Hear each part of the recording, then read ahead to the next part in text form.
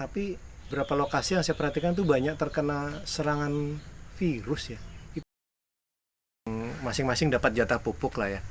Ini seperti apa Pak distribusinya, kan capek ya ngelilingin 300 biji. Nanti kan pemupukannya, pupuknya apa nih Pak yang dipakai? Nggak ada ramuan khusus atau ini?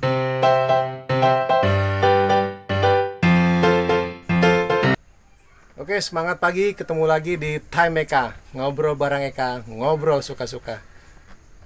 Kita hari ini ketemu dengan Pak Yudi ya.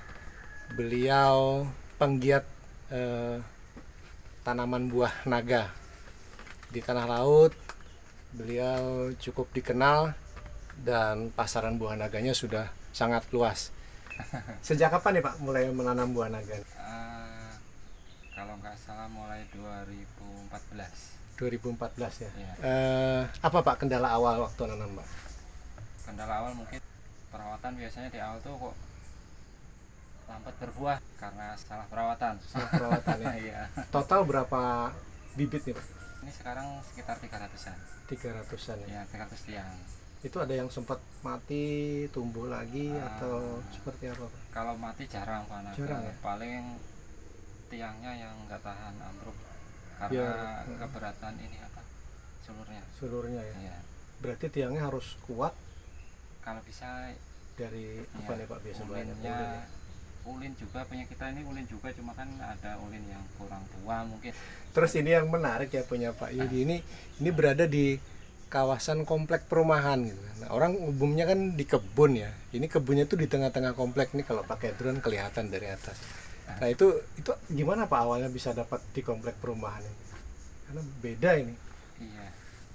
Ya awalnya kita cuma coba-coba Pak, dulu ya cuma satu kaping. Jadi pertama nanam tuh cuma 100 pohon. Sambil berjalan waktu, di sebelahnya dijual, ya kita beli. Terus sebelahnya lagi ternyata dijual lagi, ya kita beli lagi gitu. Jadi sampai sekarang bisa sampai 300, tapi nggak sekaligus. Pertama ya sedikit demi sedikit juga. Total berapa kapling Pak kalau dihitung? Ada sampai 5 kapling? 4 mungkin ya, 4 tapi ya? ukurannya Beda-beda ya? berbeda-beda. Beda-beda ya. Dulu waktu awal itu pengairan dulu. Jadi dulu itu kan pas nanam musim kemarau, terus di sini juga jauh dari sumber air. Jadi waktu itu sumurnya sempat kering. Jadi untuk perkembangan di awal termasuk lambat punya kita ini. Akhirnya bikin ini ya, sumur atau seperti apa? Sementara sumur aja. Berapa dalam Pak? Ini sekitar 11,5 sampai 12 meteran. Terus karena tadi pasar katanya susah ya. Sekarang gimana Pak? Di awal. Di awal ya. Untuk sekarang alhamdulillah sudah mudah karena kan kita sudah punya banyak ini ya Pak. Punya hubungan baik dengan pedagang. Jadi untuk pemasaran lancar-lancar aja, kecuali ya memang kalau musim buah itu ya wajar karena kan apa, stok buah melimpah. Nah itu gimana Pak ngadepin pasar kalau lagi banjir buah ya? Lah kan mesti harga agak turun ya. Kalau untuk harga mungkin kita ya ngikut harga pasar. Cuma kalau untuk supaya buah kita ini bisa dibeli ya kita ngikut jadwal dari pedagangnya. Misalnya seminggu lagi atau minggu depan atau gimana gitu. Jadi pedagang yang mungkin lebih tahu karena dia tahu kemana memasarkan. Kalau misalnya nih Pak, orang-orang tertarik ingin mengembangkan usaha buah naga sendiri, apakah di sini juga menjual bibitnya atau seperti apa Pak? Kalau bibit misalnya ya untuk 100-200 batang itu nggak usah beli, dikasih aja. Gratis Pak ya? Iya. Diantar atau ngambil sendiri? Ngambil sendiri. Ngambil sendiri ya.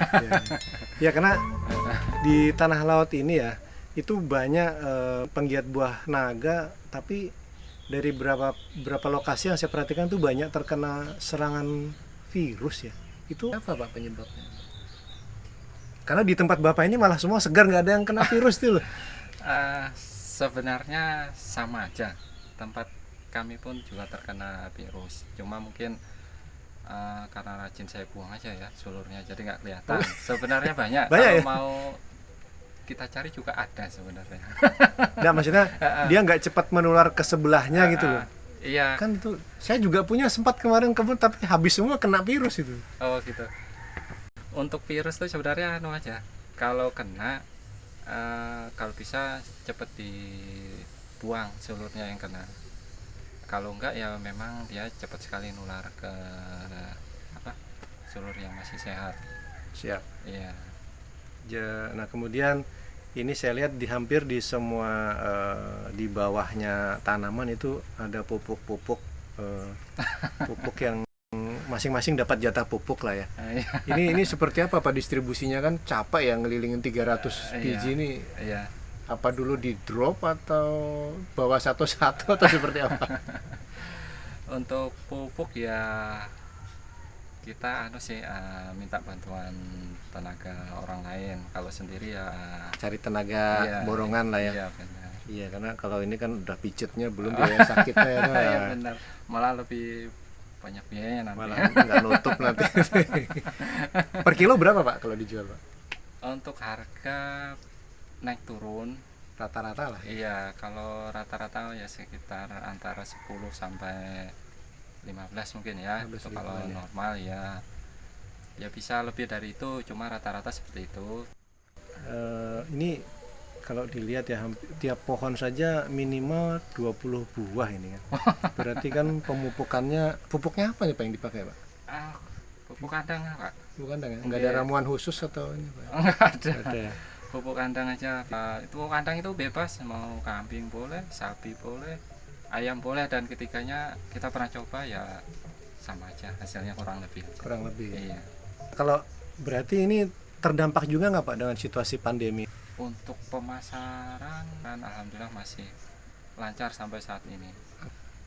Alhamdulillah ya adalah hasilnya ya bisa untuk bantu-bantu perekonomian keluarga. Wah ya, alhamdulillah. Iya. Ini bukan karena kepepet Pak ya? Atau memang hobi bertanam awalnya, memang Kalau jiwa menanamnya memang sudah ada dari dulu ya? kita keluarganya dari petani. Kita Oh, itu ya. asalnya iya. Jadi untuk merawat tanaman ya Sudah nggak asing lagi. Apa Pak saran buat kita yang pemula supaya tetap semangat berusaha, termasuk salah satunya buah naga ini Pak? Buah naga itu sebenarnya nggak rumit, tanamannya nggak tapi banyak perlu perawatan khusus. Yang penting pupuknya dijaga. Terus untuk penyemprotan kalau bisa rutin ya, untuk obat hamanya, karena sama kayak kita kalau nggak dirawat ya pasti sakit ya. Yes. Iya. Yes. Gitu. Ya, katanya pohon-pohon ini, tanaman apapun lah ya, dia adalah makhluk Tuhan. Semakin kita menanam banyak, maka dia menjadi semacam payung doa ke langit gitu ya. Karena kita merawat tanaman, maka tanaman pun berdoa untuk melimpahkan rezeki ke kita. Nah, kira-kira apa nih Pak pesan Pak supaya usaha ini tetap lancar, barokah buat semua gitu? Oke. Untuk usaha ini saya nggak pernah nargetkan hasil segini segitu. Yang penting ya jalani aja, mau hasilnya seberapa ya diterima aja. Terus dengan usaha ini istilahnya kan kita juga bisa membantu orang lain ya, misalnya pedagang. Dari pedagang itu kan nanti juga didistribusikan ke pedagang lain. Jadi untuk masalah harga ya nggak usah terlalu dirisaukan lah ya, misalnya mau murah mau mahal, yang penting laku aja dulu gitu aja. Kita jalani ya. Iya, jalani aja. Baik, demikian tadi ngobrol kita dengan Pak Yudi. Orangnya sangat sederhana ya, sangat membumi. Kita belajar banyak dari beliau, bagaimana sih merawat tanaman sehingga tumbuh berbuah dan itu menghasilkan dan bermanfaat bagi keluarga juga orang banyak. Kita akan ketemu lagi di Time Eka. Tetap semangat dan sehat selalu.